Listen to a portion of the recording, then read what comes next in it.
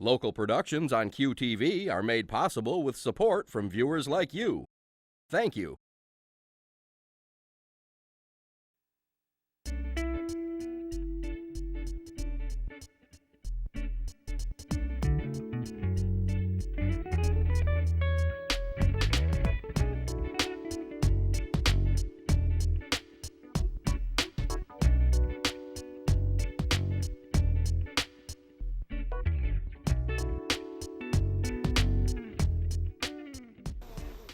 Hello everyone, I'm Junia. Welcome to Uncommon Sense. Thank you for joining us. My guest today is Michigan's Attorney General Bill Schuette. Bill Schuette's commitment to public service began in 1984 when he was elected to the United States House of Representatives, where he served for 3 years. In 1991, Bill was named Director of the Michigan Department of Agriculture. In 1994, Bill was elected to the Michigan Senate, representing the 35th District. He was then elected in 2002 to the Michigan Court of Appeals, where he served for 6 years. Bill was elected Attorney General in Michigan in 2010.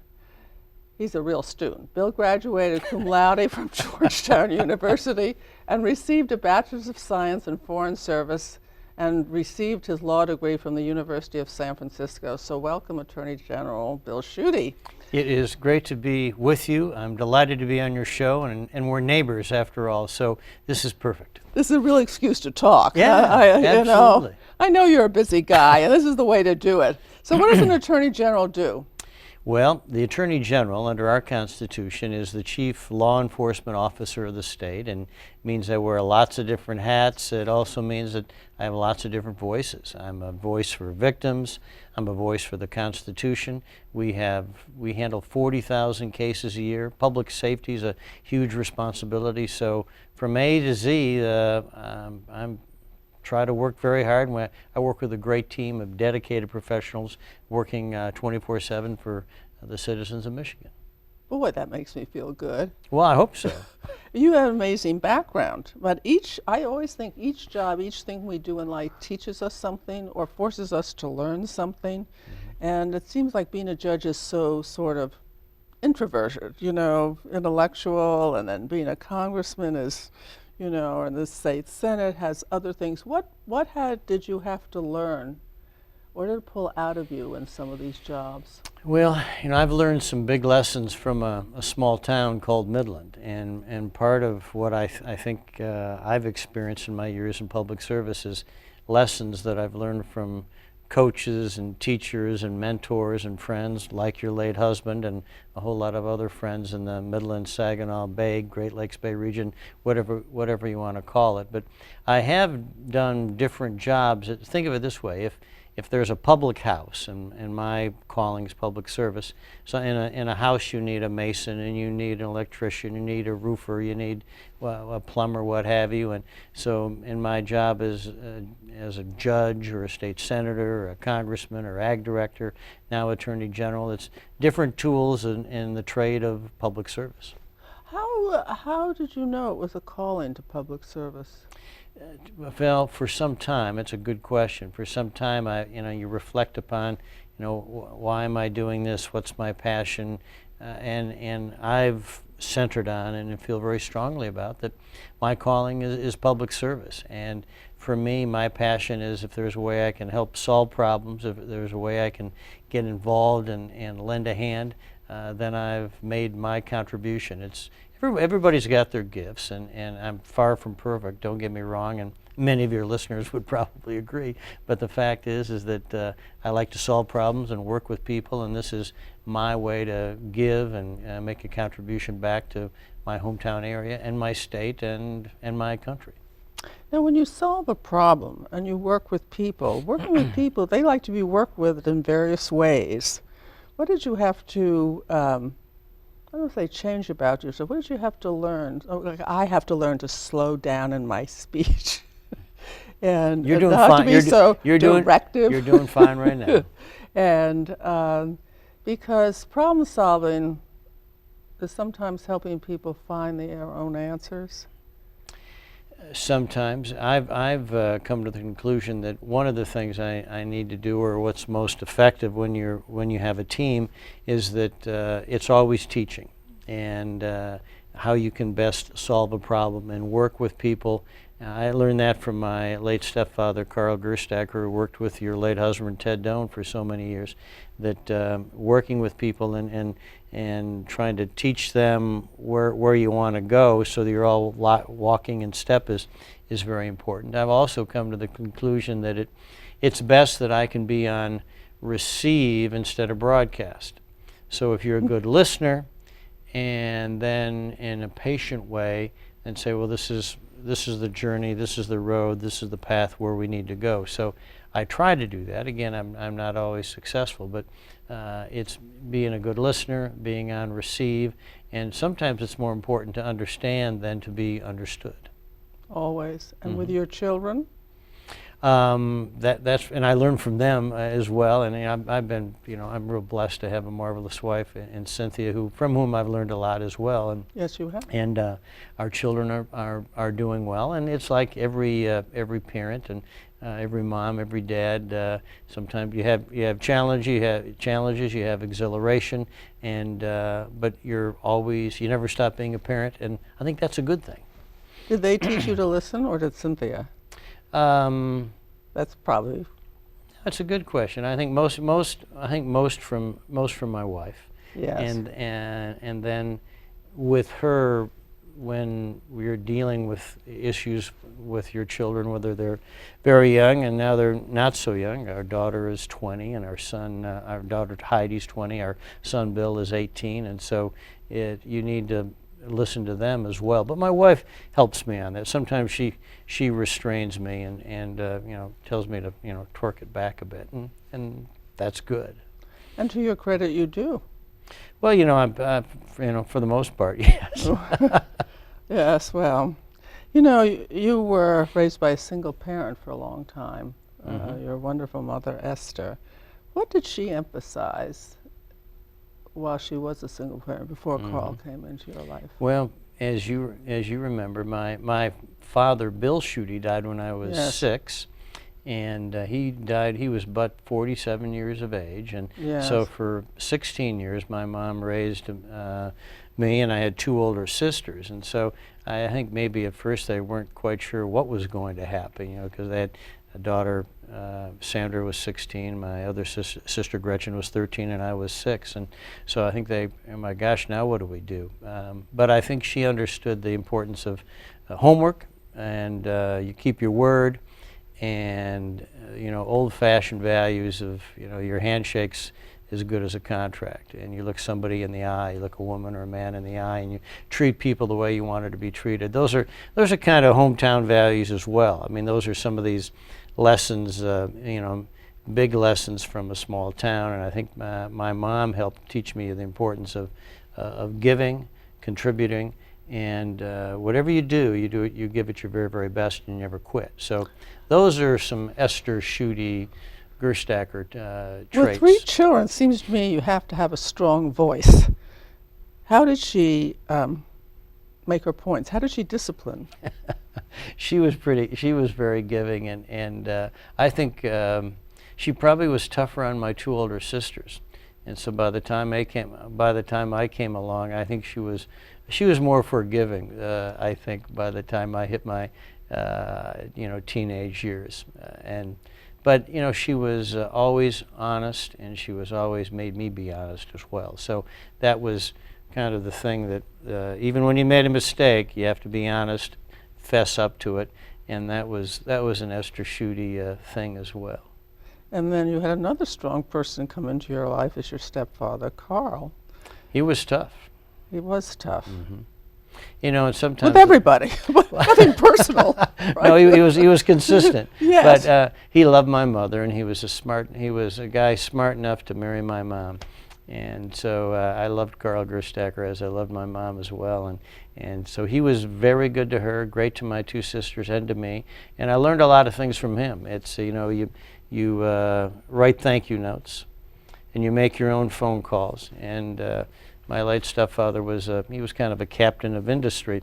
But I remember in one of my first campaigns for Congress, and frankly, without him, I would not have won my first campaign, because there was a period of time in my first campaign for Congress where, kind of disaster struck, and so we were all kind of wobbly. And he came in, so with my mom and my two sisters, and so my family kind of saved the day, along with some, close friends in town.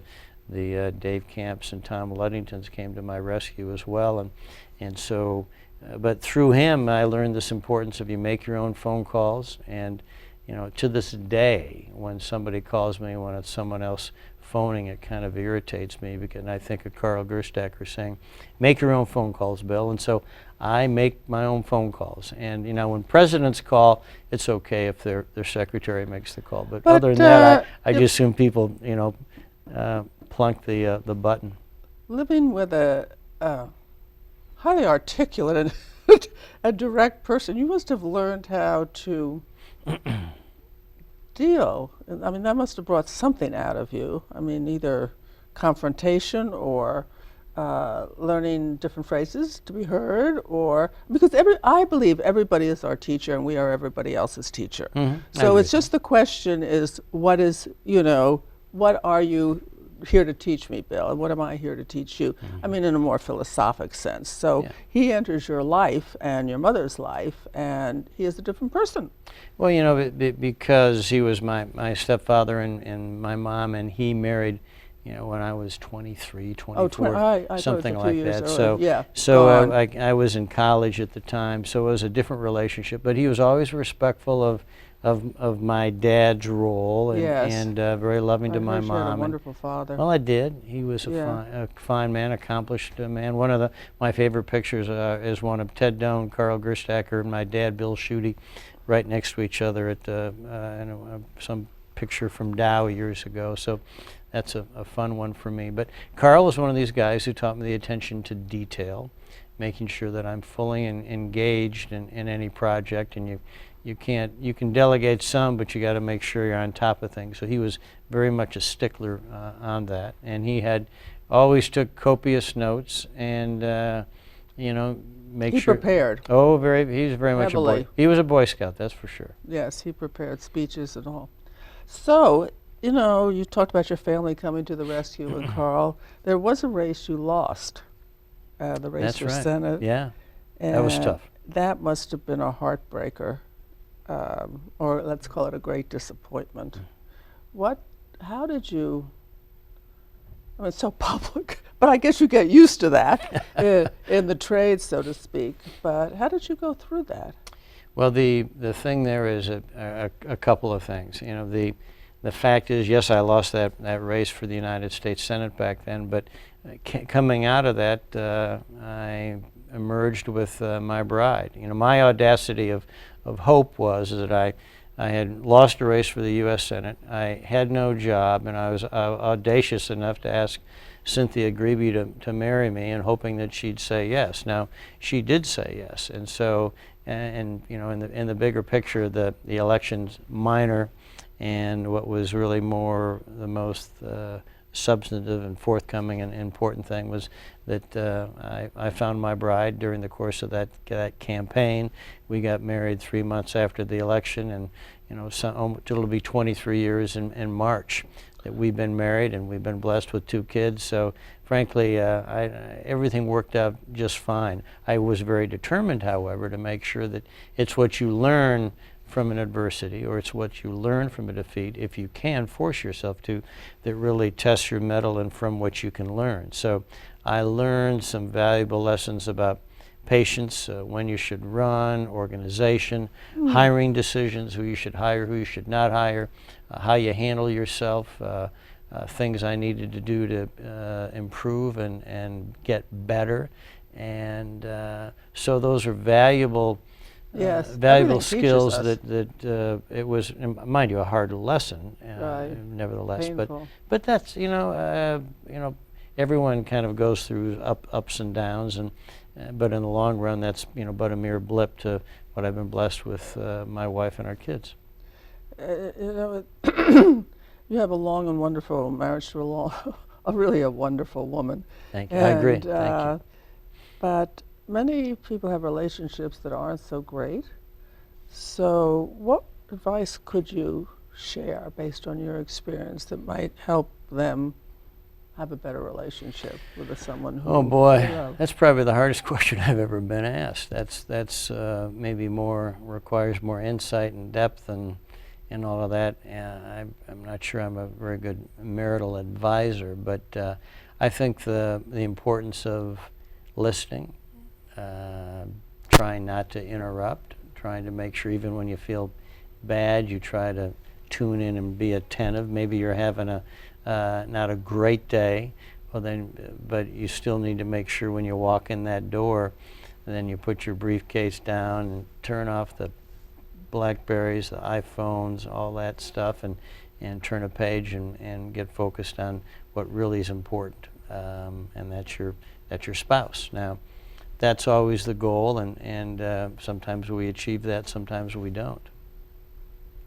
Yes, that's what I was thinking. Right. I mean, the best of us, of course. No, yeah, no, everyone's, No, everybody has. I think things are. You know, when you run into people when you're walking down the street and say, gee, how you doing? And they'll say, great. You know, not everybody's great, really.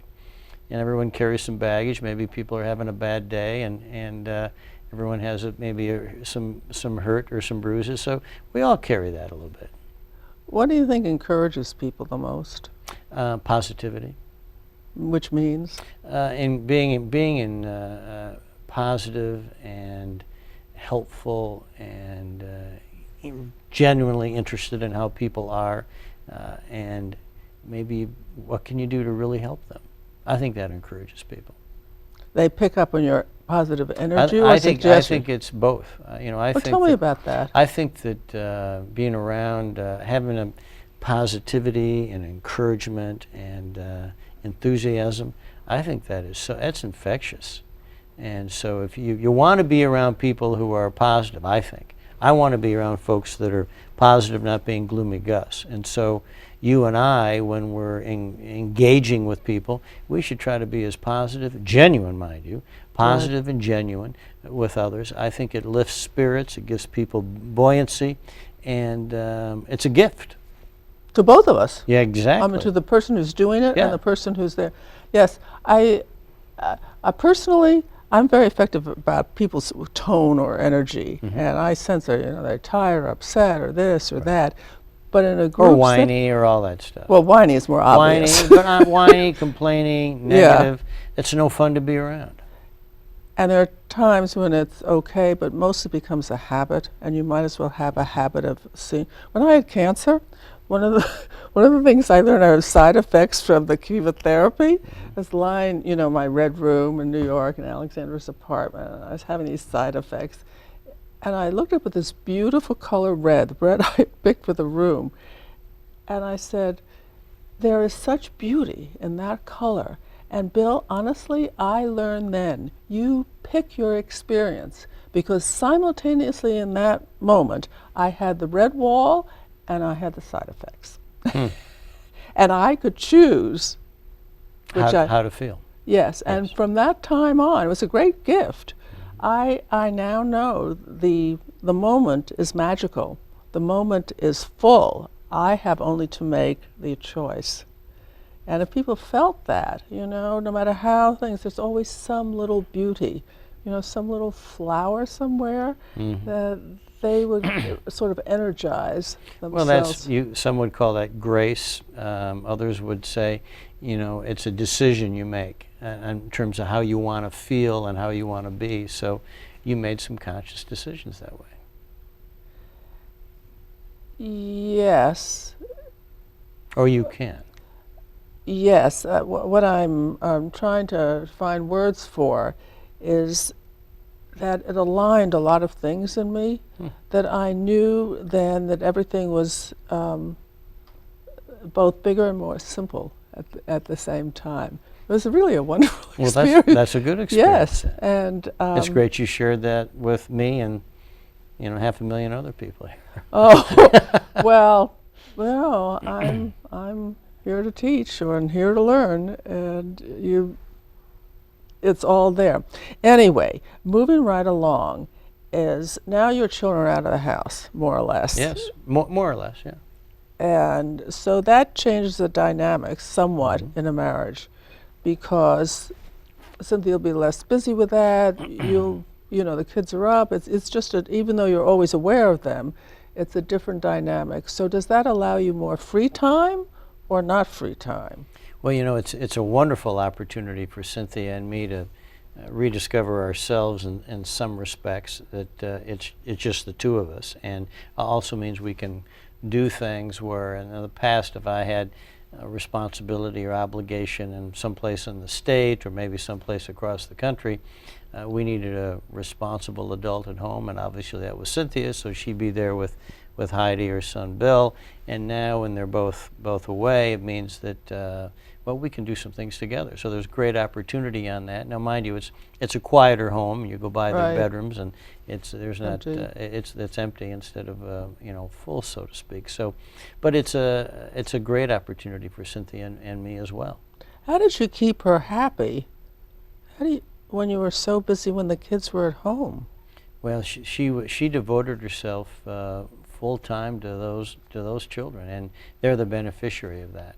That's to be sure. And she really went pell-mell and full steam ahead on devoting herself to our kids. Now, we got married later in life, so we each were 37 when we were married. So that was a conscious decision we made about want to have a family and have children, and so she devoted herself that way, and it was a full-time job, and gosh, we're filming this in the middle of the week. On Sunday night, we have phone calls and talk with our children, and there are questions that they needed to ask us, and answers we attempted to provide them in terms of what are they doing now in their life. And so you never really quit. Sometimes it's more long distance than over the kitchen table, but still you have a responsibility to help train up the child, so to speak. Do you think prayer helps? Absolutely.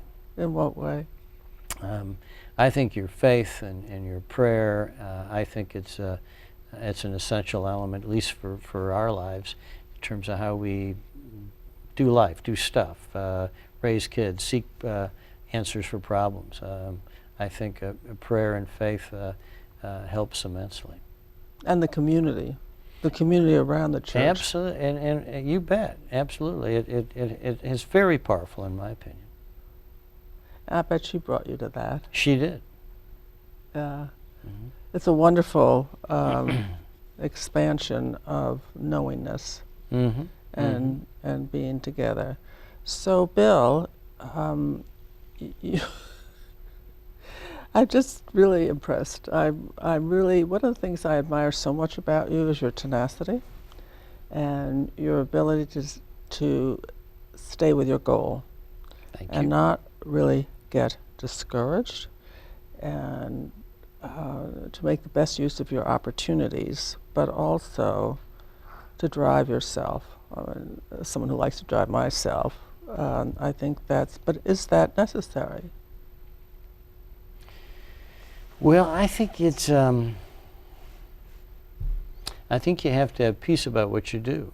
Yeah. And I only kind of know one way, and that's full speed ahead. But I also mean you have to, I think it's always important to do a number of things well instead of a whole bunch of things in a mediocre fashion. So you have to set priorities, establish them, and give it your best shot. And also, I think wisdom comes from a multitude of counselors. So if you have a great team around you, it helps immensely. You must be a good judge of character. How do you hire? Carefully, and getting references, meeting with that person, talking with others about the individual with whom you might work, and going into it in full discussion. What I try to do is say, I want open communication, I want honesty in dealings, and there needs to be one goal. My goal is to have the very best Department of Attorney General in the United States of America. But best means not in being first in a sprint or elbowing somebody out in the drinking fountain first. It's best in helping others succeed, our character, our conduct, how you treat people. And if everyone else around you succeeds, you'll succeed. Thank you, Bill. Well, we have a lot to talk about that Bill told us and we could think about. Firstly, be lucky in who your parents are, and that they introduce you to good values of honesty, character, seeing it through, being alert, being mindful of your neighbor, and that from his stepfather, another opportunity to learn to be careful, to be prepared, to be all the time be prepared. And he learned that it didn't really matter that he got thrown off course by a loss, that he just stayed steady towards what he wanted. And this is a wonderful thing that I recommend to you, is whatever happened in your life, find it clearly and do it and be peaceful with it and do it in a way that knows that there might be things you have to ameliorate or change.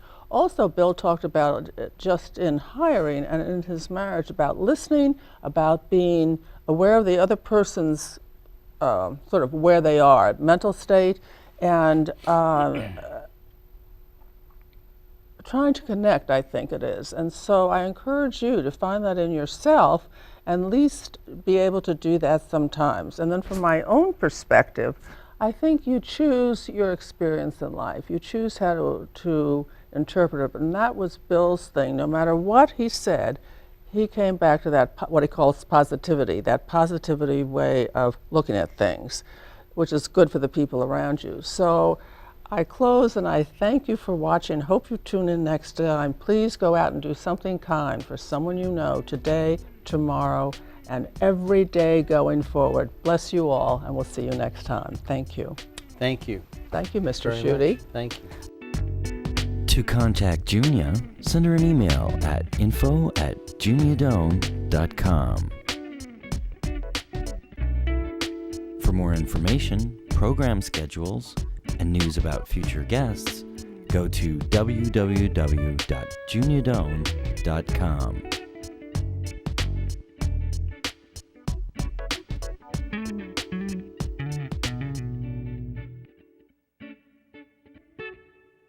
Thanks for joining us. See you next time for Uncommon Sense with Junia Doan.